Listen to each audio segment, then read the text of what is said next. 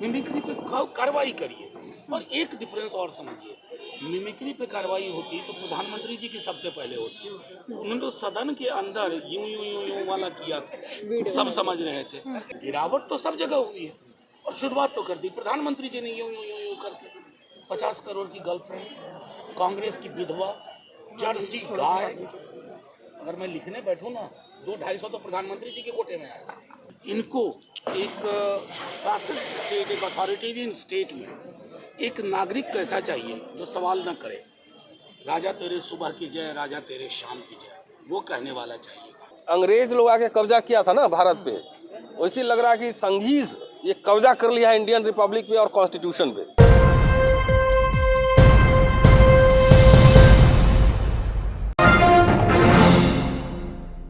क्यों नहीं दे देते? इंतजार क्यों है कि सस्पेंड किया जाएगा तभी बाहर निकलेंगे? नहीं, देखिए ये कुछ निर्णय तो आप पॉलिटिकल पार्टीज को छोड़ दीजिए कि वो कैसे निर्णय लेंगे, कब ये निर्णय लेंगे। सारे विकल्पों पे विचार हो। साक्षी मलिक रोते हुए गई हैं, अपना जूता छोड़ गई प्रेस क्लब में। मैं बता रहा हूँ पूरे देश में, ये मैंने अभी कहा ना कि पहलवानों से पहलवानी छुड़ाएंगे, खिलाड़ियों से खेल छुड़वाएंगे, शिक्षकों से पढ़ाई छुड़वाएंगे।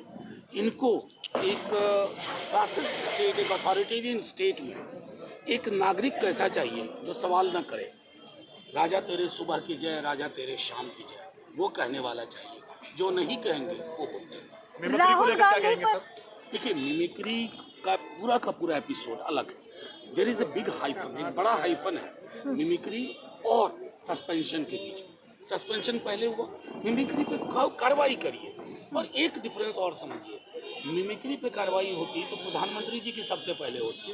उन्होंने तो सदन के अंदर यूं यूं यूं यूं वाला किया, सब समझ रहे थे। तो आप दोनों चीजों को ऐसे एक सवाल मुझे दे दीजिए। देखिए अगर आप इस विमर्श से नहीं सीखिए, इस विमर्श का मतलब होगा मैं कहूंगा कि खड़गे जी को नहीं बोलने दिया जाता है क्योंकि वो दलित। ये भी समझ जाना चाहिए ना कि खड़गे जी स्वीकार क्यों नहीं है, मनोज जी वो दलित है। मैं समझता हूँ कि इस विमर्श में मत जाए। बिल्कुल उनकी बात से मैं सहमत हूँ, लेकिन मैं प्रधानमंत्री जी की गिरावट से भी चिंतित हूँ ना। गिरावट तो सब जगह हुई है और शुरुआत तो कर दी प्रधानमंत्री जी ने यूं यूं यूं यूं करके। 50 करोड़ की गर्लफ्रेंड, कांग्रेस की विधवा, जर्सी गाय। अगर मैं लिखने बैठूं ना 200-250 तो प्रधानमंत्री जी के कोटे में आएगा।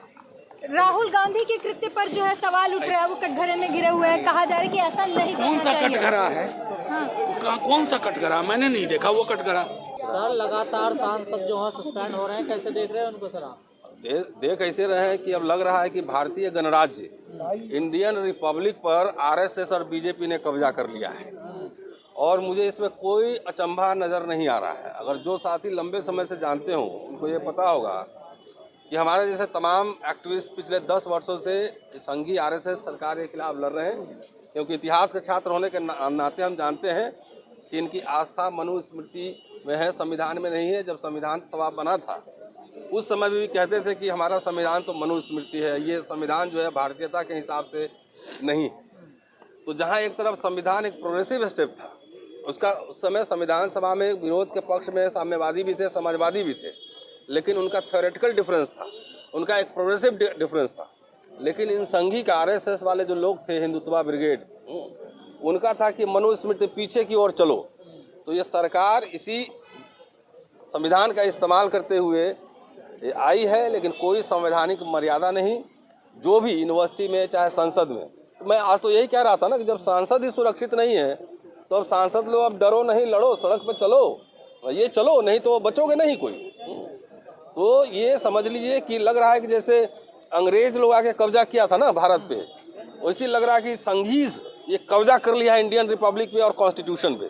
क्योंकि कॉन्स्टिट्यूशन सबसे पहले आईपीसी इनके मनुवाद के ऊपर सबसे पहला ब्लो था, जिसमें कानून के नज़र में एक माना गया था सबको, एक ही अपराध के लिए सबको एक तरह की सजा।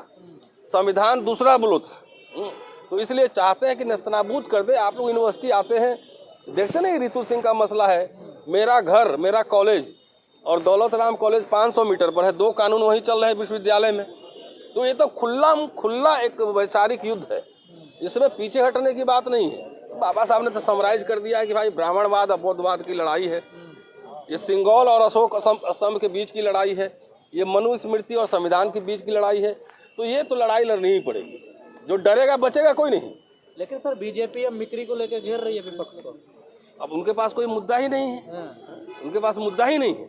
जितने अमर्यादित तरीके से बीजेपी के सांसद और लीडर्स व्यवहार करते हैं, चाहे चुनाव मैदान के दौरान हो, चुनाव प्रचार के दौरान हो, चाहे संसद के अंदर। रमेश बुद्धुड़ू ने क्या कहा था, याद है ना सब? वो उनके पास मुद्दा ही नहीं है। अब तो विपक्ष को चाहिए, मैं तो बार बार कह रहा हूँ, आज मैं कह भी रहा था, मनोज जी बगल में बैठे हुए थे, कि अब विपक्ष को भारत पूरे अखिल भारतीय आंदोलन चलाओ इनके खिलाफ, ईवीएम के खिलाफ, इनके नीति के खिलाफ। अब पूरा भारत बंद करो, इसको आह्वान करो, कॉल दो कि पूरा भारत बंद करो, एकदम चलो लड़ो इनसे सड़क पे। हर तरीके से छल कपट प्रपंच षड्यंत्र, वो हर तरीके से हर जगह चल रहा है। तो क्या विपक्ष को भी समझ में नहीं आ रहा क्या करना चाहिए इस टाइम? नहीं, समझ में तो जाहिर आ रहा होगा, लोग नेता लोग हैं, उनको ज्यादा आइडिया होगा, लेकिन हम लोग आम एक्टिविस्ट एकेडमिशियन है, जब हम लोग को ये समझ में आ रही है कि यही सरकार 3 बार बहुत बुरी तरह हारी है, इसलिए बिलबिलाई हुई है किसान के मुद्दे पर, एट्रोसिटीज एक्ट पर, रोस्टर के सवाल पे सब हारा ही था ना, तो बिलबिलाई हुई है। इसलिए जब तक इनसे आर पार की वैचारिक युद्ध नहीं लड़ेंगे विथ ऑल्टरनेटिव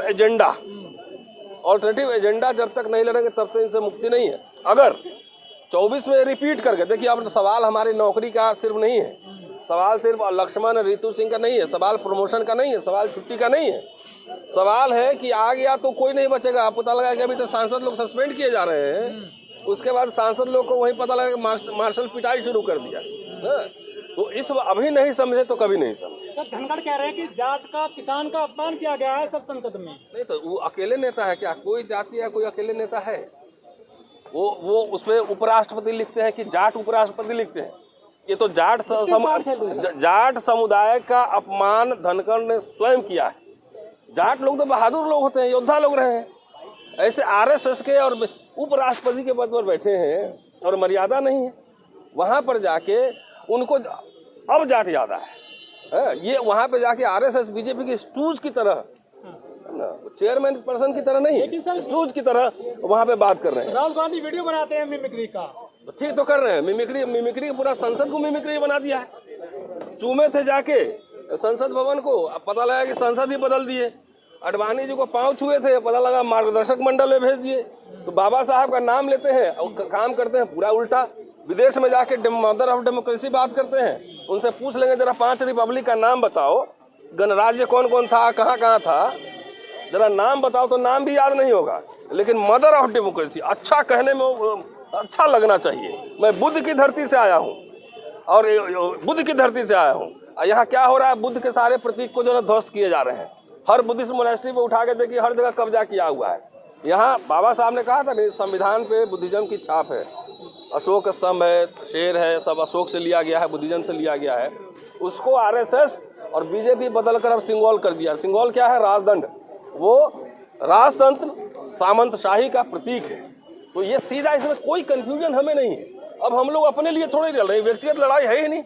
ये हम आने वाली पीढ़ियों और देश कैसा हो, स्वस्थ हो, एक रिपब्लिक, एक हेल्दी रिपब्लिक रहे, इसके लिए हम लोग हमारी लड़ाई। शुक्रिया, थैंक यू।